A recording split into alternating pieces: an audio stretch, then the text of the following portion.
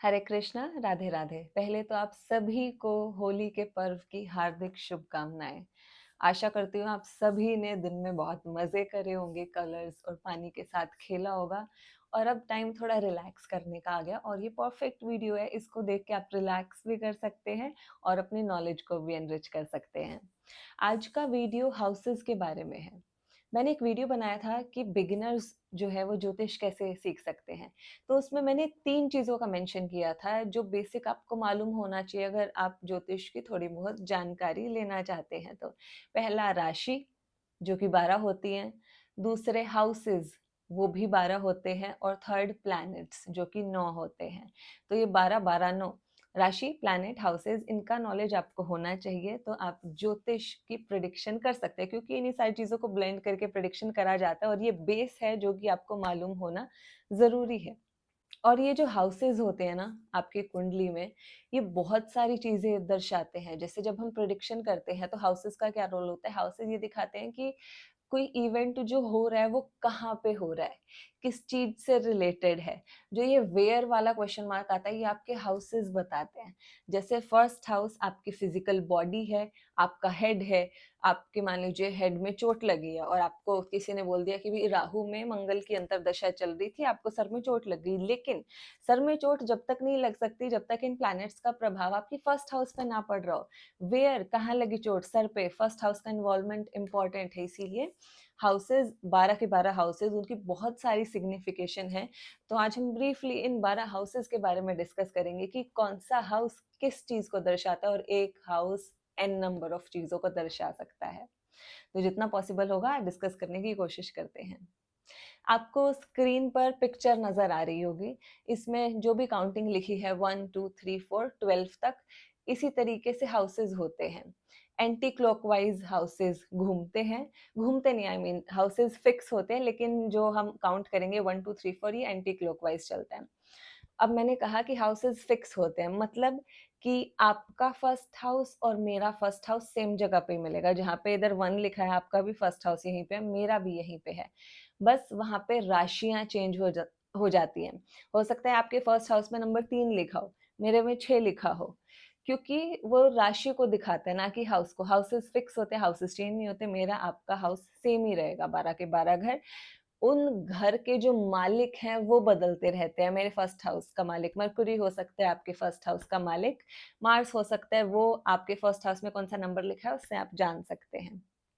लेकिन अभी आपको नंबर से कोई लेना देना नहीं है कि आपकी कुंडली में फर्स्ट हाउस में सेकंड हाउस में कौन सा नंबर लिखा है। नंबर बिल्कुल नहीं देखना है, हम खाली ब्लैंक चार्ट एक हाउस से प्रिडिक्शन कर रहे हैं कि एक हाउस किन किन चीजों को दर्शाता है।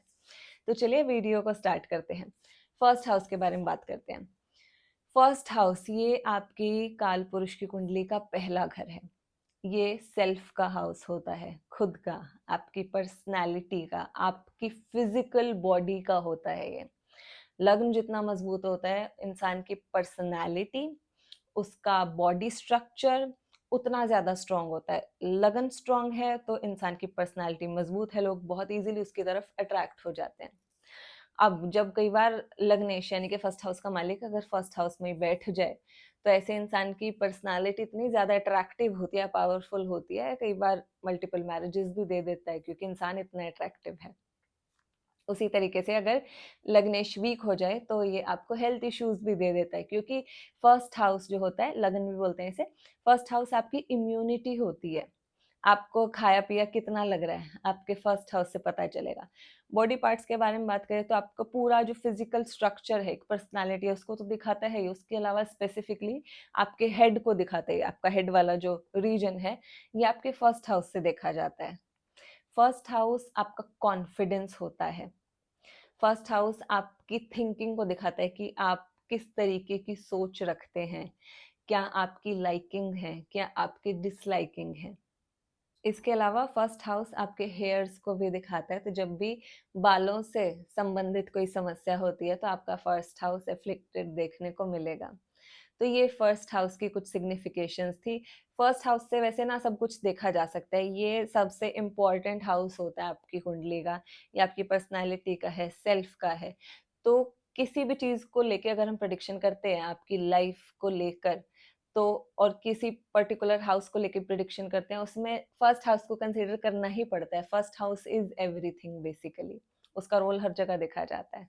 अब बात करते हैं सेकंड हाउस के बारे में कि कुंडली का जो दूसरा घर होता है वो क्या दिखाता है।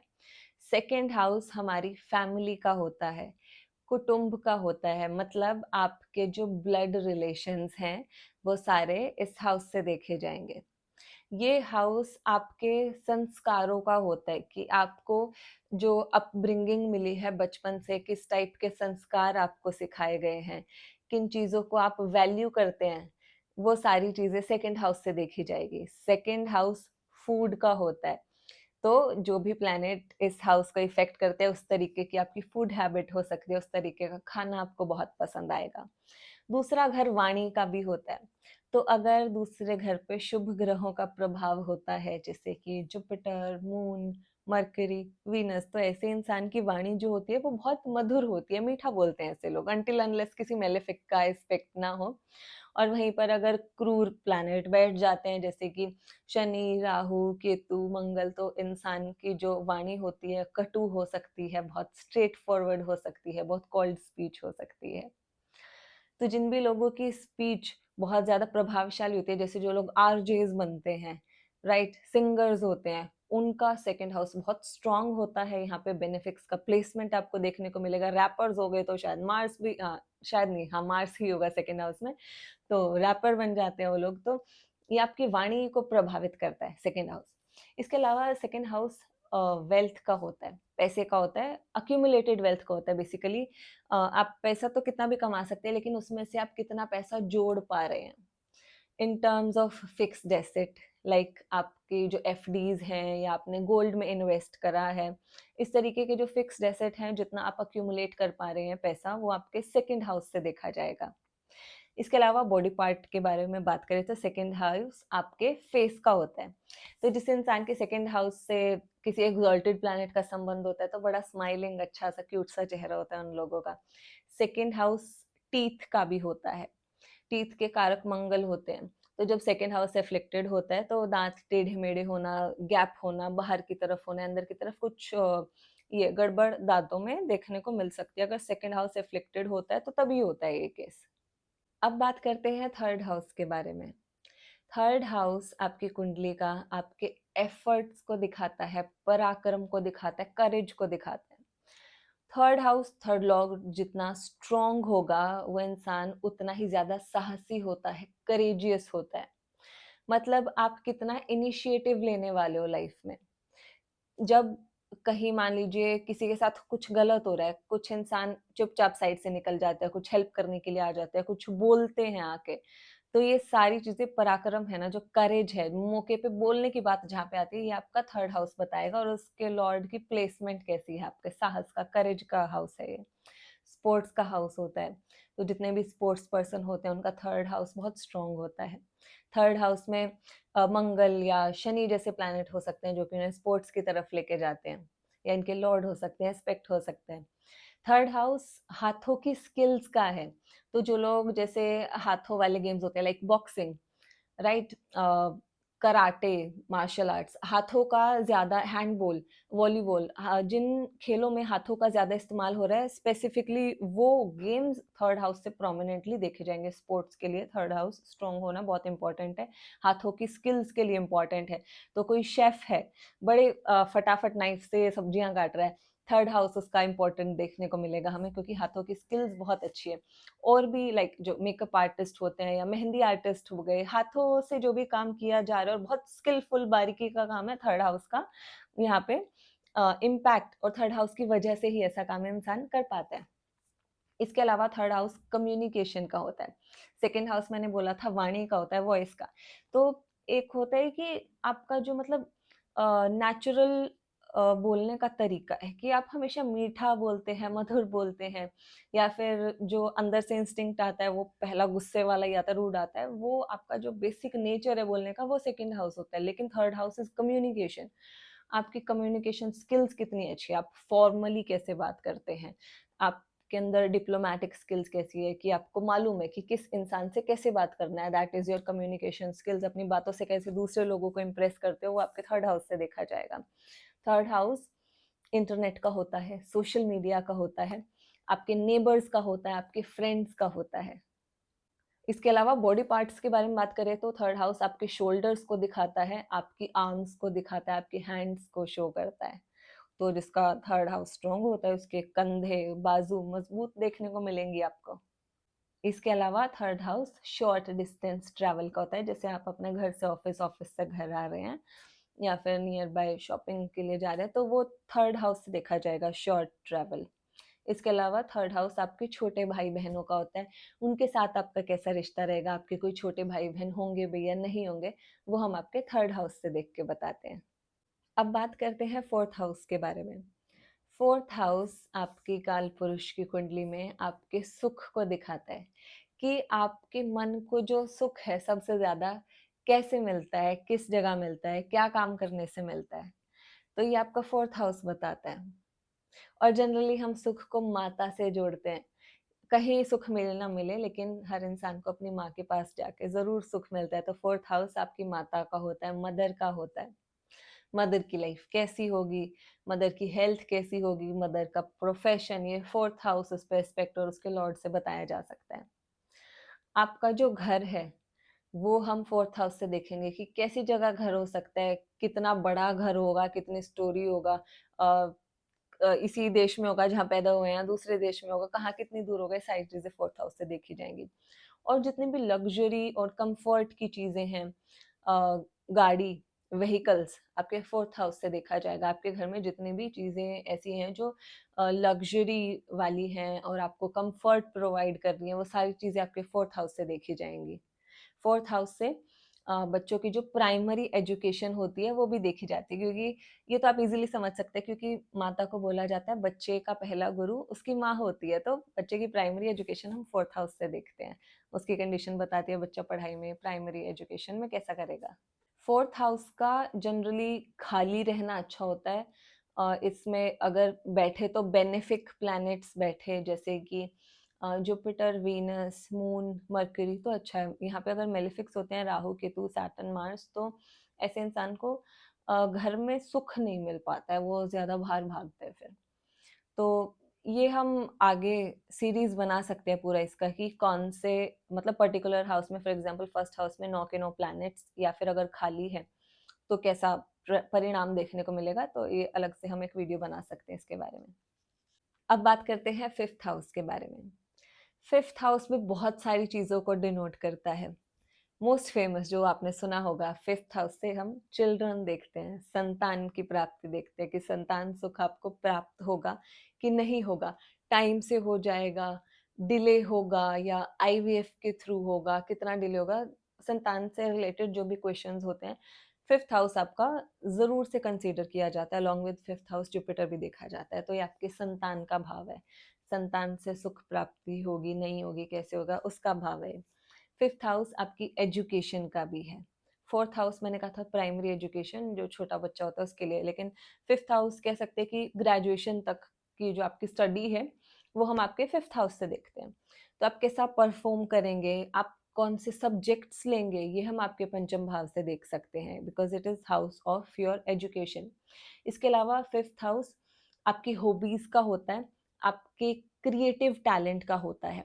तो जितनी भी क्रिएटिव आर्ट्स हैं, like singing, dancing, drama, acting, expressions, drawing, painting, ये सारी चीजें जो भी क्रिएटिव आर्ट्स हैं ये आपके पंचम भाव से देखा जाता है।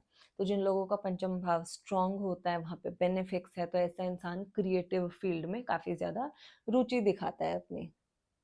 Along with this fifth house आपकी नेम और फेम का होता है, आप कितने ज्यादा फेमस हो सकते हैं, कितने ज्यादा लोग आपको जानते हैं। फिफ्थ हाउस स्ट्रांग होना उसके लिए इम्पोर्टेंट है। फिफ्थ हाउस आपके प्रारब्ध का होता है।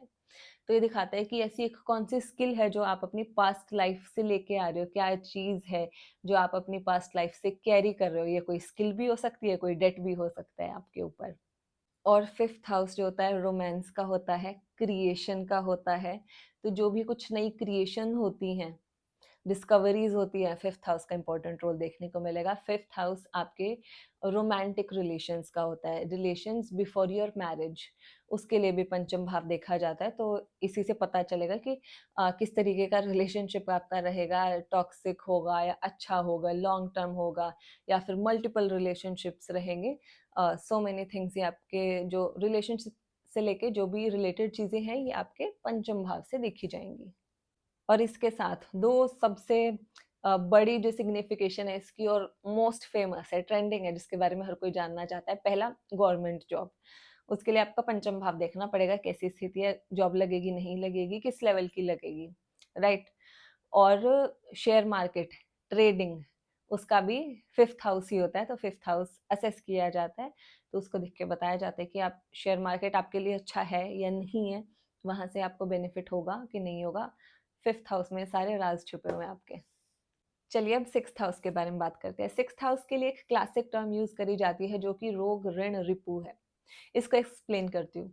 रोग यानी कि डिजीज, आपकी बॉडी में जो भी डिजीज होते हैं, विकार होते हैं, वो आपके छठे भाव से देखे जाएंगे। कई बार सर्जरीज को या इंजरीज को भी इंडिकेट करता है, लेकिन उसके लिए मंगल और लगन का इन्वॉल्वमेंट होना इम्पोर्टेंट है।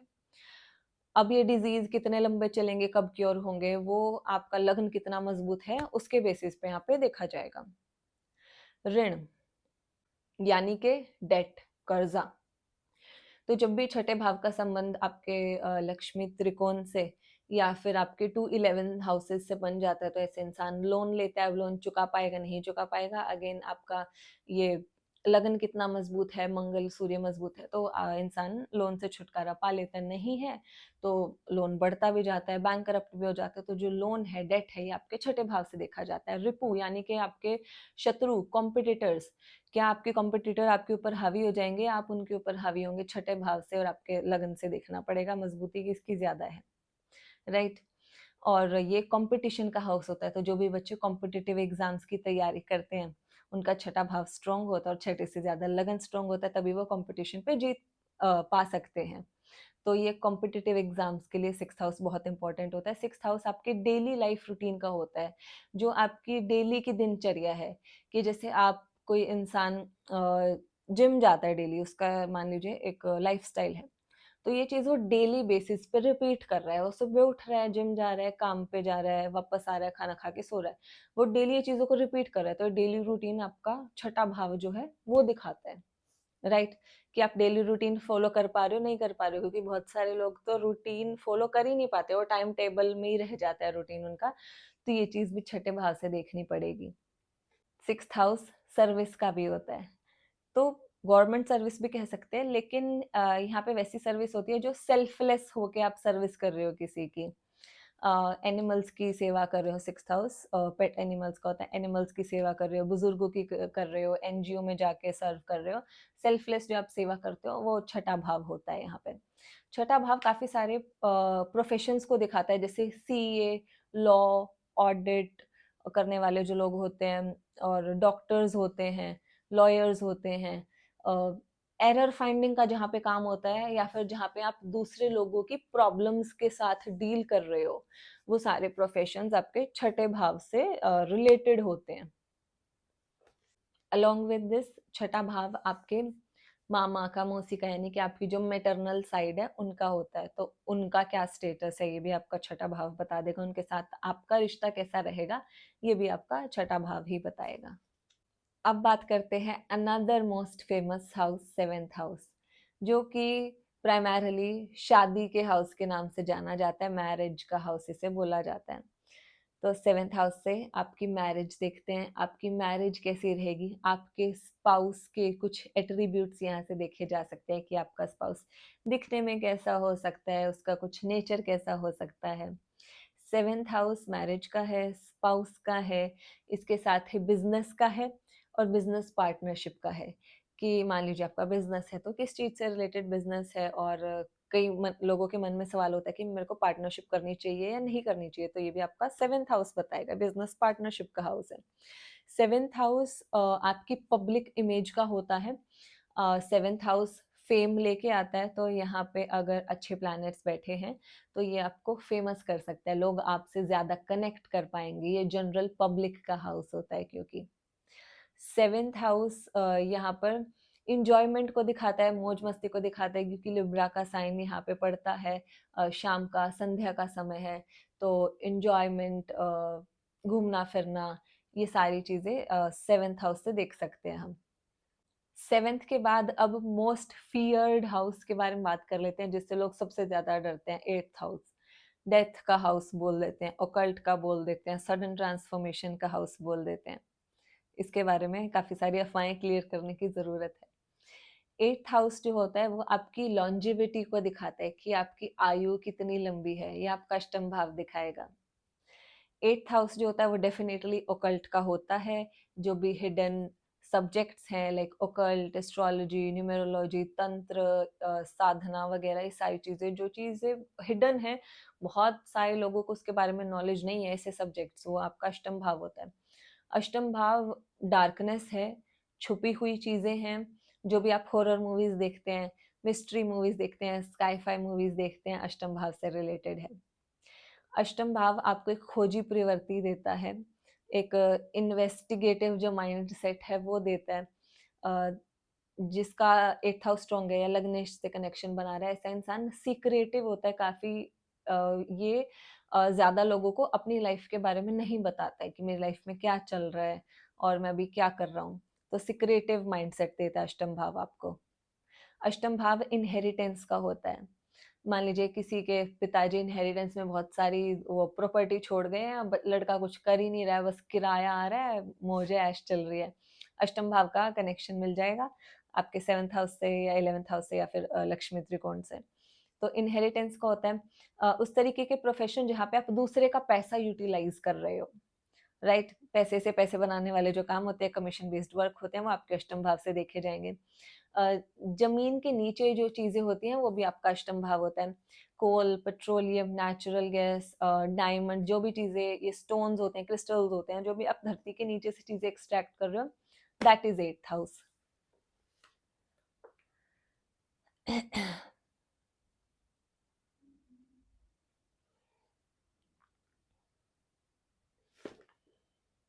और एट्थ हाउस मोस्ट फियर्ड इसीलिए है क्योंकि ये अनएक्सपेक्टेड सडन इवेंट्स आपकी लाइफ में लेके आता है। और नेसेसरी नहीं है हर बार सडन इवेंट्स होते हैं, कई बार आपको पहले से ही अंदेशा होता है कि ऐसा होने वाला है। ये बेसिकली ट्रांसफॉर्मेशन का हाउस है, ये आपको ट्रांसफॉर्म करके जाता है। ऐसी सिचुएशंस आपकी लाइफ में आती हैं, अष्टम की दशा आ जाती है अगर, तो वो आपको कंप्लीटली एक अलग इंसान बना देगी। जितना भी टाइम पीरियड वो दशा चलती है, जब और आप उसके एंडिंग और स्टार्टिंग पीरियड में खुद को कंपेयर करोगे, आपको खुद को लगेगा कि इतने कम टाइम में मेरे अंदर जो ये ट्रांसफॉर्मेशन आया है, ये मतलब ये बुरा समय था लेकिन अच्छे के लिए ट्रांसफॉर्म में हो पाया हूँ। ये 2 साल में जो ट्रांसफॉर्मेशन आ गया 20 साल में नहीं आता, अगर इस तरीके की परिस्थितियां मुझे नहीं देखनी पड़ती। तो ये थोड़ा टफ टाइम लेके आता है, ट्रांसफॉर्मेशन लाता है लाइफ में, इसीलिए लोगों को इससे डर लगता है। ये अष्टम भाव शेयर मार्केट के लिए भी देखना बड़ा इंपॉर्टेंट होता है। 2, 11 से फिफ्थ हाउस से अगर कॉम्बिनेशन ये बना लेता है, तो शेयर मार्केट के बारे में हम प्रेडिक्ट कर सकते हैं। अब किस तरीके का कनेक्शन बन रहा है उस पर बेस्ड है ये, लेकिन एट्थ हाउस का इन्वॉल्वमेंट होना इंपॉर्टेंट है for share market and speculation. Lottery के लिए भी six house, sorry, eighth house देखा जाता है। अब बात कर लेते हैं नाइन्थ हाउस के बारे में। नाइन्थ हाउस एक बड़ा ही पायस, पवित्र हाउस है। पहला तो यहाँ से हम आपके पिताजी के बारे में देखते हैं। How is your father, father का कैसा प्रोफेशन हो सकता है, फादर का स्टेटस नाइन्थ से भी देख सकते हैं, बट जनरली 10th से देखा जाता है। तो फादर का हाउस है, गुरु का हाउस है। आपको किस तरीके के गुरु मिलते हैं लाइफ में, मिलते भी हैं कि नहीं मिलते हैं, स्ट्रिक्ट गुरु है, लीनियंट है, या फिर आपको ठगने वाले गुरु आपको मिल जाएंगे। नाइन्थ हाउस बताएगा किस तरीके का होगा। नाइन्थ हाउस रिलीजन का होता है, तो धर्म के प्रति आपकी रुचि है नहीं है, आप एथिस्ट हैं, या फिर आपकी दूसरे धर्म में रुचि है। कई बार राहु यहाँ पे आके भी दूसरे धर्म में आपको इंटरेस्ट दे देता है। Ninth house long distance travels का होता है, लॉन्ग जर्नीज का होता है, जब आप समुद्र पार करते हैं, इस तरीके से कह सकते हैं। तो ये फॉरेन ट्रेवल्स को भी दिखाता है नाइन्थ हाउस। इसके साथ नाइन्थ हाउस पिलग्रिमेजेस का भी होता है, तो जितने भी धार्मिक स्थलों की आप यात्रा करते हैं, कब करते हैं, जब आपका नाइन्थ हाउस एक्टिव होता है, तो ये भी आपके नाइन्थ हाउस से देखा जाएगा। इसके साथ नाइन्थ हाउस हायर नॉलेज का होता है, तो हायर नॉलेज एक तो हम ये डिग्री के टर्म्स में बात कर सकते हैं, लाइक एमबीए या पीएचडी कोई इंसान कर रहा है, 9th हाउस हम यहाँ पे देख लेंगे उसका। इसके अलावा धार्मिक ग्रंथों की नॉलेज रखना, उनके बारे में पढ़ना, ये भी एक हायर नॉलेज है। कोई डिग्री आपको नहीं दे रहा, बट ये तो सुप्रीम है, प्राइम नॉलेज है। तो इन चीजों का ज्ञान रखना, ये जो हायर नॉलेज है, ये भी आपके 9th हाउस से देखी जाएगी। 9th हाउस पब्लिशिंग का होता है, जो लोग किताब पब्लिश करते हैं, या फिर जो जैसे रिसर्च स्कॉलर्स होते हैं अपने पेपर पब्लिश करते हैं, वो भी 9th हाउस से देखा जाता है। इसके साथ 9th हाउस डिवाइन ब्लेसिंग्स का होता है, कि आपको कहाँ पे जाके ब्लेसिंग मिलेगी। 9th हाउस आपके लक का होता है, आपका लक कहाँ जाके इंक्रीज होगा, या कैसे इंसान से मिलने से इंक्रीज होगा, किन चीजों को करने से इंक्रीज होगा, तो ये आपके लक फैक्टर को दिखाता है। अब बात करते हैं अगेन एक बहुत स्ट्रॉन्ग हाउस के बारे में, जो कि है 10th हाउस, सबसे स्ट्रॉन्ग केंद्र जो होता है। 10th हाउस जो होता है वो आपके वर्क को दिखाता है, आपके वर्क एनवायरनमेंट को दिखाते हैं, कि आप किस तरीके का काम करेंगे, आप जहाँ काम करेंगे आपको कैसा एनवायरनमेंट मिलेगा। यहाँ पे अगर क्रूर प्लैनेट्स आ जाते हैं, लाइक मंगल आ जाता है, बहुत कॉम्पिटिटिव एनवायरनमेंट आपको देखने को मिलेगा। सूर्य आ जाते हैं, पीड़ित है, तो वर्क पॉलिटिक्स आपको बहुत देखने को मिल सकती है। शुक्र आके पीड़ित हो जाता है, तो वर्क प्लेस पे फीमेल्स से आपको प्रॉब्लम हो सकती है। पॉजिटिव होगा तो मान लीजिए शुक्र, मैंने जैसे भी नेगेटिव बताया, पॉजिटिव होगा तो वर्क प्लेस पे फीमेल्स से बहुत सपोर्ट मिलेगा। तो 10th हाउस आपके वर्क का होता है, किस तरीके का काम करेंगे, किस तरीके का वर्क एनवायरनमेंट आपको मिलेगा। 10th हाउस आपके फादर का स्टेटस होता है, कि आपके फादर की समाज में किस तरीके की छवि है, लोग कैसे उनको देखते हैं, 10th हाउस आपका बताएगा। 10th हाउस आपका फेम होता है, सोसाइटी में आपकी कितनी इज्जत है, आप जिस सोसाइटी में रहते हो, आते जाते लोग सलाम ठोकते हैं कि नहीं ठोकते हैं, या फिर आपको इग्नोर करके चले जाते हैं, 10th हाउस आपका दिखाएगा। 10th हाउस सामाजिक छवि होती है आपकी। और ये 10th हाउस में अगर प्योर बेनिफिक्स बैठ जाएं, जैसे कि जुपिटर या वीनस, तो ऐसा इंसान लेगेसी छोड़ के जाता है, इसे कई सदियों तक याद किया जाता है, ये कई बार अपना इंस्टीट्यूशन बना देते हैं। तो ऐसे इंसान का मन और उसका काम, दोनों ही चीजें प्योर होती हैं। अब बात करते हैं नेक्स्ट हाउस यानी कि 11th हाउस के बारे में।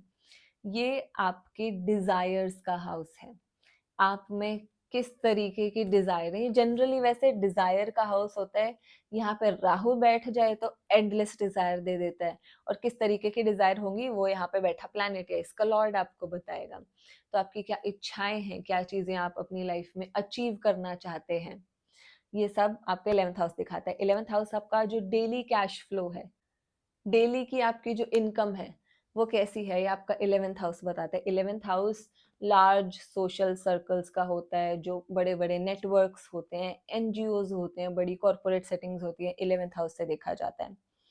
11th हाउस 6th हाउस की तरह ही सर्विस का होता है, सेल्फलेस सर्विस का होता है, जिससे एनजीओ वगैरह में सर्व करना। जनरली देखा जाता है कि सामाजिक कार्यों में बड़ी रुचि रहती है उन लोगों के जिनका लगन 11th से संबंध बना लेता है। तो they are of very protective kind of people, nature को प्रोटेक्ट करना, एनिमल्स को प्रोटेक्ट करना, इनकी सेवा करनी, उनकी सेवा करनी, सेवा भाव उनके अंदर बहुत होता है।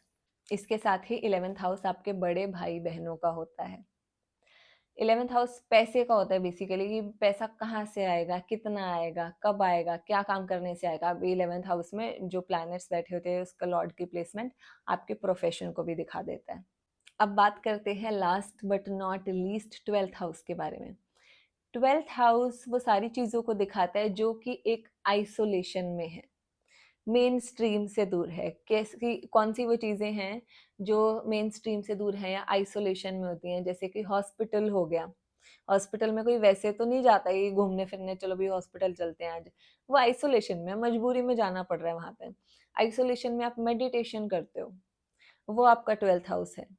गुरु के जो आश्रम होते हैं वो आपका 12th हाउस है। 12th हाउस फॉरेन का होता है, फॉरेन ट्रैवल का होता है, फॉरेन सेटलमेंट का होता है। 12th हाउस आपका बेडरूम है, आपके बेड प्लेजर्स को दिखाता है 12th हाउस। जब किसी का विवाह होता है तो 1, 7, 12 भी हाउसेस एक्टिवेट होने चाहिए।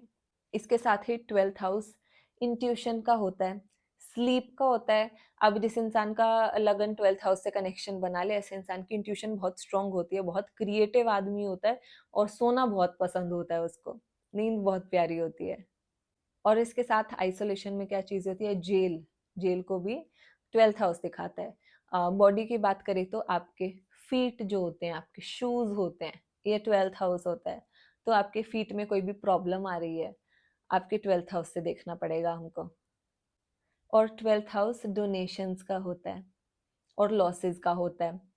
तो एक चीज, इन दोनों में से एक चीज तो आपको हर एक इंसान में देखने को मिलेगी, या तो वह इंसान खुद बहुत दान धर्म करता रहता है, या फिर उसके पैसे कहीं फंस जाते हैं या डूब जाते हैं या अननेसेसरी एक्सपेंडिचर हो जाता है। 12th हाउस इन दोनों में से किसी ना एक तरीके से अपने आप को एग्जर्ट जरूर करता है, या तो भाई इंसान दान धर्म वाला होगा, डोनेशन करता होगा, या फिर उसके पैसे ऐसे ही इधर उधर कहीं फंस जाते हैं। ये भी इम्पोर्टेंट है, तभी आप पैसा अक्यूमुलेट कर पाएंगे। So, this was all about all the 12 houses in a horoscope. आशा करती हूँ आपको वीडियो पसंद आई है। अगर पसंद आई तो लाइक, शेयर एंड कमेंट करके मुझे ज़रूर बताइए। मिलती हूँ अगली वीडियो में, जहाँ हम ये डिस्कस करेंगे कि एक हाउस में अगर अलग अलग प्लैनेट बैठते हैं या वो घर खाली रह जाता है तो उसका क्या मीनिंग होता है। मिलती हूँ अगली वीडियो में, तब तक खुश रहिए, अपने परिवार का ख्याल रखिए। हरे कृष्णा, राधे राधे। वंस अगेन होली की आप सभी को बहुत सारी शुभकामनाएं। हरे कृष्णा।